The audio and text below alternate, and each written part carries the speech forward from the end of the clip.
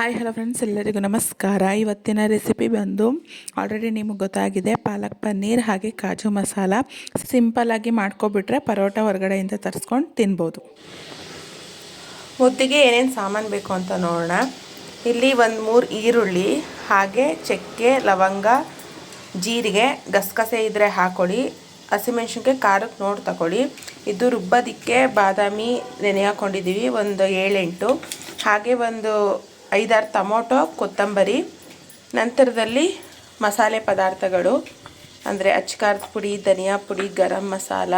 So ಈ ರೀತಿ ತಗೊಂಡಿರೋದು. ಹಾಕಬೇಕಿದ್ರೆ ಹೇಳ್ತೀನಿ ಎಷ್ಟೆಷ್ಟು ಅಂತ. ಗೋಡಂಬಿನ ಆಲ್ರೆಡಿ ಫ್ರೈ ಮಾಡಿ ಇಟ್ಕೊಂಡಿದ್ದೀನಿ. ಸೊ ರುಚಿಗೆ ತಕ್ಕಷ್ಟು ಎಣ್ಣೆ, ಹಾಗೆ ರುಚಿಗೆ ತಕ್ಕಷ್ಟು ಉಪ್ಪು, ಹಾಗೆ ಮಾಡೋದಕ್ಕೆ ಎಣ್ಣೆ ಅಥವಾ ಬೆಣ್ಣೆ. ಸೊ ಮೊದಲಿಗೆ ಏನೇನು ಹುರ್ಕೊಂಡು ಮಸಾಲೆ ಪದಾರ್ಥ ರುಬ್ಕೋಬೇಕು ಅಂತ. ಸೊ ಗೋಡಂಬಿ ಹಾಕಿದ ಪಾತ್ರೆಗೇ ನಾವಿಲ್ಲಿ ಚಕ್ಕೆ, ಲವಂಗ, ಹಾಗೆ ಜೀರಿಗೆ, ಹಸಿಮೆಣ್ಸಿನ್ಕಾಯಿ, ಈರುಳ್ಳಿ ಎಲ್ಲವನ್ನು ಹಾಕಿ ಫ್ರೈ ಮಾಡ್ಕೊಬಿಡೋಣ. ಎಲ್ಲವನ್ನು ಒಟ್ಟಿಗೆ ಹಾಕ್ಕೊಳ್ಳಿ, ಏನೂ ತೊಂದರೆ ಇಲ್ಲ. ಸೊ ಸಾಫ್ಟ್ ಆಗೋ ತನಕ ಇದು ಫ್ರೈ ಆಗಬೇಕು. ಅದಕ್ಕೆ ಒಂದು ಸ್ವಲ್ಪ ಉಪ್ಪು ಹಾಕೋಬಿಡಿ, ಬೇಗ ಫ್ರೈ ಆಗುತ್ತೆ. ಇದಕ್ಕೆ ಗೋಡಂಬಿ ಹಾಕಿದ್ದೀನಿ ಒಂದು 4-5 ಚೂರು, ಹಾಗೆ ಬಾದಾಮಿ. ಇದು ಥಿಕ್ನೆಸ್ಗೋಸ್ಕರ ಮತ್ತು ಟೇಸ್ಟ್ಗೋಸ್ಕರ. ಇದು ನೀಟಾಗಿ ಫ್ರೈ ಆಗಿ ರುಬ್ಕೊಳ್ಳೋದಕ್ಕೆ ಇದು ಮಸಾಲೆ. ಇದು ಇಷ್ಟು ಸಾಫ್ಟಾಗಿ ಆಗಿದೆ. ಇವಾಗ ಇದನ್ನು ರುಬ್ಕೊಬಿಡೋಣ. ಈ ಪಾಲಕ್ ಪನ್ನೀರ್ ಮಾಡೋದಕ್ಕೆ ಪನ್ನೀರ್ನ ಕ್ಯೂಬ್ಸ್ ಆಗಿ ಕಟ್ ಮಾಡಿ ಇದನ್ನು ಎಣ್ಣೆಯಲ್ಲಿ ಫ್ರೈ ಮಾಡಿ ಇಟ್ಕೊಂಡಿದ್ದೀನಿ. ಕೊತ್ತಂಬರಿ ಸೊಪ್ಪು, ಇದು ಬಂದು ಮಸಾಲ, ಅಚ್ಕಾರದ ಪುಡಿ, ಹಾಗೆ ಅರಿಶಿಣ, ಗರಂ ಮಸಾಲ.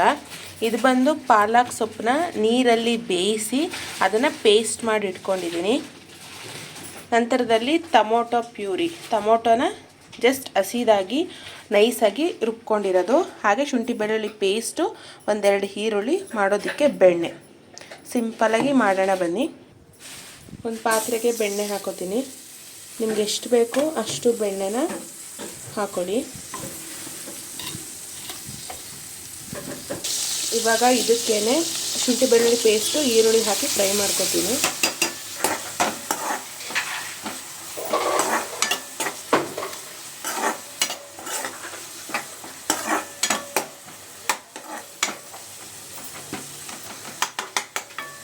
ಸೊ ಇದು ಬಂದು ಕಾಜು ಮಸಾಲಾಗೆ ಇದನ್ನು ರುಬ್ಕೊಂಡಿದ್ದೀನಿ ಮಸಾಲೆನ. ಹಾಗೆ ಹಸಿ ಬಟಾಣಿ, ಬೆಣ್ಣೆ, ಕಾಜು ಫ್ರೈ ಮಾಡ್ಕೊಂಡಿದ್ದೀನಿ ಆಲ್ರೆಡಿ ನಿಮ್ಗೆ ಹೇಳ್ದಂಗೆ. ಇವಾಗ ಫ್ರೈ ಮಾಡ್ಕೊಂಡಿದ್ನಲ್ಲ ಮಸಾಲೆ, ಸೊ ಅದಕ್ಕೆ ಬೆಣ್ಣೆ ಹಾಕೋತಿದ್ದೀನಿ. ಸೊ ಅಂದರೆ ಪಾತ್ರೆಗಳೆಲ್ಲ ಸುಮ್ಮನೆ ಏನಕ್ಕೆ ವೇಸ್ಟು, 1-2ರಲ್ಲಿ ಮಾಡಿ ಮುಗಿಸ್ಬೇಕು. ಶುಂಠಿ ಬೆಳ್ಳುಳ್ಳಿ ಪೇಸ್ಟೂ ಸಹ ರೆಡಿಯಾಗಿದೆ. ಸೊ ತುಂಬಾ ಸಿಂಪಲ್ಲು, ಎಲ್ಲ ರೆಡಿ ಮಾಡಿ ಇಟ್ಕೊಬಿಟ್ರೆ ಫಟಾಫಟ್ ಅಂತ ಮಾಡಬಹುದು. ಇದಕ್ಕೆ ಬೆಣ್ಣೆಗೆ ಈ ಬಟಾಣಿ ಹಾಕೋತೀನಿ. ಹಸಿ ಆಗಿದ್ರೆ ತುಂಬ ಟೇಸ್ಟಾಗಿರುತ್ತೆ. ಇದು ಹಾಕಿ, ಹಾಗೆ ಶುಂಠಿ ಬೆಳ್ಳುಳ್ಳಿ ಪೇಸ್ಟ್ ಹಾಕಿ ಇದನ್ನು ಹುರ್ಕೊಬಿಡೋಣ, ಹಸಿ ವಾಸನೆ ಹೋಗೋ ತನಕ. ಇದು ಹಸಿ ವಾಸನೆ ಎಲ್ಲ ಪೂರ ಹೋಗಿದೆ. ಇವಾಗ ರುಬ್ಕೊಂಡಿರುವಂತಹ ಒಂದು ಮಸಾಲೆ ಹಾಕ್ಕೊಂಡು ನಿಮ್ಗೆ ಎಷ್ಟು ಥಿಕ್ನೆಸ್ ಬೇಕು ಅಷ್ಟು ನೋಡಿ ನೀರನ್ನು ಮಿಕ್ಸ್ ಮಾಡ್ಕೊಳ್ಳಿ.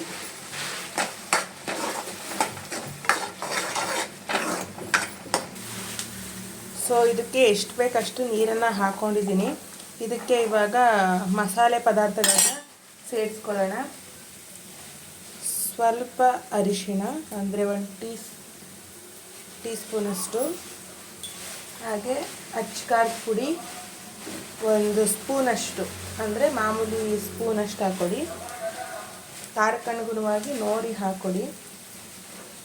ನಂತರದಲ್ಲಿ ಗರಂ ಮಸಾಲ 1 ಸ್ಪೂನಷ್ಟು. ಇದಿಷ್ಟೇ ಮಸಾಲೆ ಇದಕ್ಕೆ ಬೇಕಾಗಿರೋ ಅಂಥದ್ದು. ಸೊ ಇದು ನೀಟಾಗಿ ಬೇಯಲಿ. ನಂತರದಲ್ಲಿ ಸ್ವಲ್ಪ ಅಷ್ಟೇ ಇನ್ನು ಕಾಜು ಮತ್ತು ರುಚಿಗೆ ತಕ್ಕಷ್ಟು ಉಪ್ಪನ್ನು ಸೇರಿಸಿ ಕೊತ್ತಂಬರಿ ಸೊಪ್ಪು ಹಾಕಿದ್ರೆ ಇದು ರೆಡಿ ಆಗುತ್ತೆ. ಇದು ಶುಂಠಿ ಬೆಳ್ಳುಳ್ಳಿ ಈರುಳ್ಳಿ ಎಲ್ಲ ಈ ಥರನೇ ರೋಸ್ಟ್ ಆಗಬೇಕು, ಇಲ್ಲಾಂದರೆ ಹಸಿ ವಾಸನೆ ಬಂದ್ಬಿಡುತ್ತೆ. ಇವಾಗ ರುಬ್ಬಿಟ್ಕೊಂಡಿರುವಂತಹ ಟೊಮೊಟೊ ಪ್ಯೂರಿ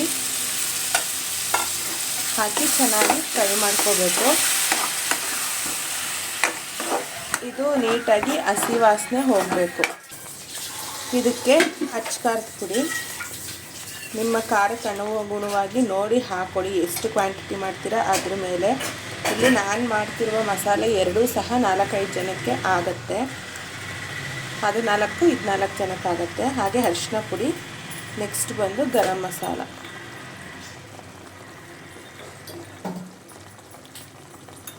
ಹಾಕಿ ಸ್ವಲ್ಪ ಹಸಿ ವಾಸನೆ ಹೋಗೋ ತನಕ ಫ್ರೈ ಮಾಡ್ಕೋಬೇಕು. ಇವಾಗ ಪಾಲಕ್ ಸೊಪ್ಪು ಬೇಯಿಸಿ ರುಬ್ಬಿ ಇಟ್ಕೊಂಡಿರುವಂಥ ಪೇಸ್ಟನ್ನು ಸೇರಿಸ್ಕೊತೀನಿ. ಇದನ್ನು ಸ್ವಲ್ಪ ಫ್ರೈ ಮಾಡಿ ನಿಮ್ಗೆ ಎಷ್ಟು ಬೇಕೋ ಅಷ್ಟು ನೀರನ್ನು ಸೇರಿಸ್ಕೋಬೇಕು.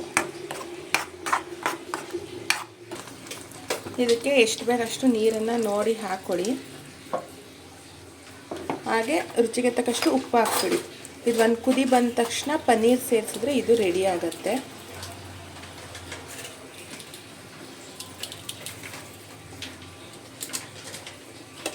ಥಿಕ್ನೆಸ್ಸು ನೋಡಿ ಹಾಕ್ಕೊಳ್ಳಿ.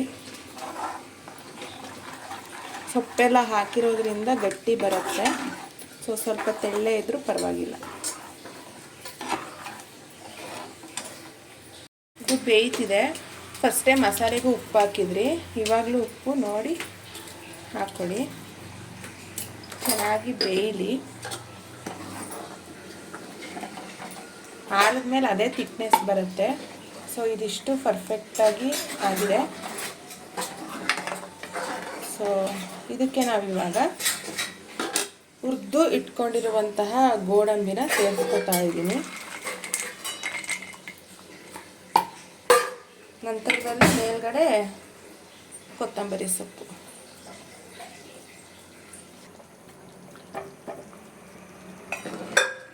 ಇದು ರೆಡಿಯಾಗಿದೆ ಕಾಜು ಮಸಾಲ. ಇದು ಆರಿದ್ರೆ ಇದೇ ಗಟ್ಟಿ ಬರುತ್ತೆ.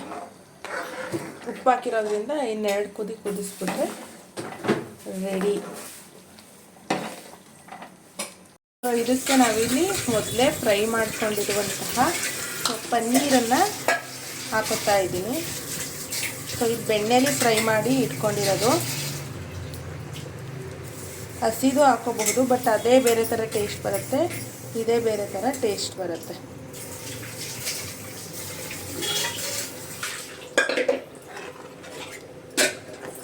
ಈ ಪನ್ನೀರು ಈ ಮಸಾಲೆ ಎಲ್ಲ ಹೀರ್ಕೊಳ್ಳುತ್ತೆ. ಸೊ ಅಲ್ಲಿ ತನಕ ಬೇಯಲಿ, ಆವಾಗ ಇದೇ ಗಟ್ಟಿ ಬರುತ್ತೆ.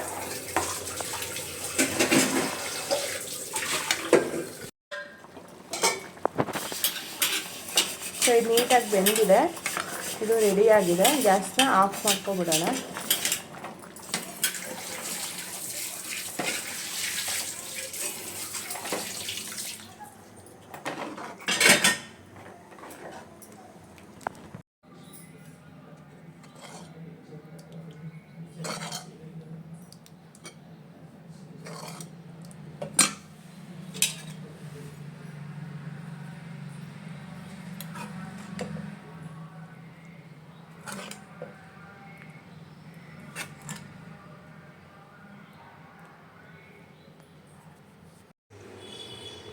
Thank you.